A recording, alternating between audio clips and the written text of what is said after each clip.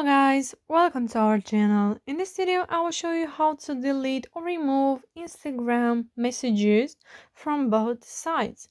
So let's show you how to do it. First we have to go on our Instagram app. Obviously here I am on my profile, and then I will go to my chat right here.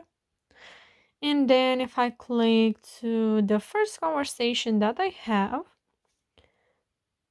in order to delete a message from both sides, you have to click and hold on that message. It doesn't matter if the person has seen your message or not, you can unsend them from both sides.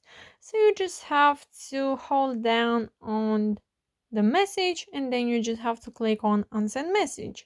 And now your message won't appear to him or to you.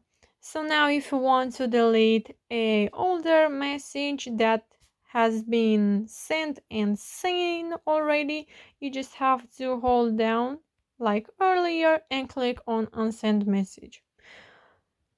Unfortunately, you cannot delete his message. As you can see, we just have report, copy text, and like. You can delete only your messages on Instagram.